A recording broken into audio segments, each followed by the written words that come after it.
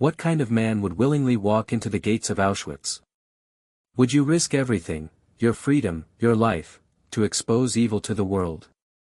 This is the true story of a man who did exactly that.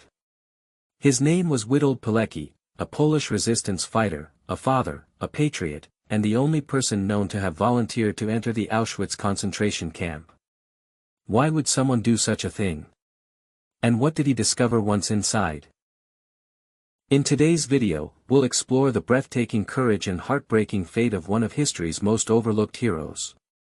Make sure to hit like, subscribe, and share this story, because the world should never forget what happened. And we want to hear from you. Would you have had the courage to do what Pilecki did? Let us know in the comments below. Witold Pilecki was born on May 13, 1901, in the Russian-controlled part of Poland. From a young age, he was taught the importance of honor, duty, and sacrifice. His family had a long history of patriotism. His grandfather had fought in the 1863 January uprising against the Russian Empire. As a teenager, Pilecki joined the Polish Scouting movement, which was more than just camping and hiking. In occupied Poland, it was an act of resistance. It was here that he learned leadership, resilience, and stealth, skills that would later serve him in ways no one could imagine. After World War I, Pilecki fought in the Polish-Soviet War, 1919–1921. He served as a cavalry officer and showed exceptional bravery, earning military honors like the Cross of Valor twice. Poland had just regained independence after 123 years of foreign rule, and Pilecki was ready to defend it at all costs. When Nazi Germany invaded Poland in September 1939, Pilecki was already a battle-hardened veteran. He fought in the defense of Warsaw, and when Poland fell, he didn't surrender. Instead, he co-founded the secret Polish Army, one of the first underground resistance movements in occupied Europe. But what he did next would defy belief.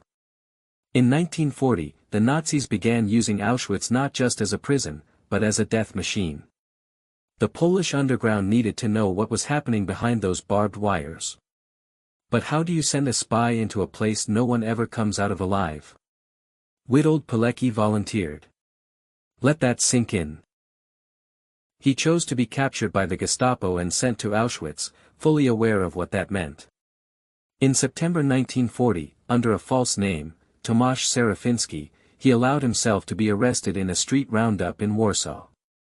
Within days, he was transported to Auschwitz, branded with the number 4859, and thrown into hell. Inside, Pilecki saw things beyond human imagination: mass executions, starvation, medical experiments, and a level of cruelty that defied all reason. But he didn't break. He organized a secret resistance network called WWII, Związek Organizacji Wojskowych. They smuggled intelligence to the outside world using prisoners released by the Nazis or smuggled letters. His reports were among the first eyewitness accounts of the Holocaust. He even planned a full-scale uprising inside Auschwitz, hoping for an attack from the outside. But the Polish resistance and Allied forces never gave the green light. It was considered too risky. Pilecki stayed in Auschwitz for 2.5 years. Just imagine that, living under constant threat of death, yet secretly leading a resistance inside the most terrifying place on earth. Finally, in April 1943, he escaped. Using forged papers and help from outside contacts, he and 2 comrades broke through the perimeter and fled under the cover of night. But the world wasn't ready for what he had to say. After escaping Auschwitz, Witold Pilecki didn't seek rest or safety. He went straight back to work with the Polish resistance and began writing detailed reports of everything he had witnessed. These documents, later known as the Witold Report, were smuggled to the Polish government in exile in London, and then passed on to the Allies. In his reports, he described gas chambers, forced labor, mass executions, and the systematic extermination of Jews and political prisoners. He pleaded for action: bomb the camps, destroy the train tracks, drop supplies. Do something. But the response was silence. At the time, many Allied leaders found his claims too extreme to be true. The scale of the atrocities seemed beyond belief.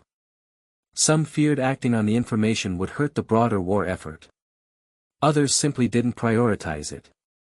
Pilecki, meanwhile, rejoined the Polish Home Army and fought in the Warsaw Uprising of 1944, another desperate stand against tyranny. Once again, he risked everything for a free Poland. He survived that too. By the end of World War II, Pilecki had faced down both Nazi Germany and Soviet Russia. You'd think the story would end in recognition. A hero's welcome. Medals. Books written in his honor. But no, his real enemy was still waiting. When World War II ended in 1945, Poland was not free. The Soviet Union had taken control, and the new communist regime viewed former resistance fighters like Pilecki as a threat. After all, he had fought for an independent Poland. Not a puppet state controlled by Moscow. Instead of celebrating him, the new government hunted him. Pilecki, ever loyal to his country, continued working in secret. He gathered intelligence on Soviet atrocities and reported back to the Polish government in exile. In 1947, he was arrested by the communist secret police. He was tortured for months. His captors broke his ribs, crushed his feet, and beat him brutally. But he revealed nothing, not a single name.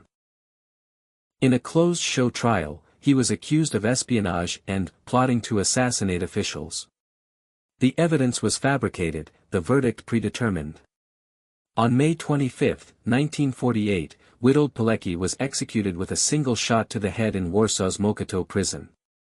He was 46 years old. His body was dumped in an unmarked grave. For decades, even mentioning his name in Poland could get you arrested. His reports were buried, his legacy erased. Only after the fall of communism did his story begin to re-emerge. Today, monuments stand in his honor. His name is spoken with reverence. And his reports are studied by historians around the world. But many still don't know his name. Witold Pilecki once said, "I tried to live in such a way that I would not be afraid to die." He succeeded. Pilecki's life is a reminder that even in the darkest corners of history, one person's courage can shine like a beacon. He faced totalitarianism, torture, and betrayal. Not with hatred, but with unwavering faith in justice, freedom, and human dignity. Yet, for decades, the world forgot him. Now, it's our turn to remember. To tell his story. If this story moved you, like this video, subscribe for more true historical accounts, and share it with someone who needs to know the name Witold Pilecki. Comment below, what would you have done in his place? Because stories like this one are more than history. They're lessons in courage, and calls to action.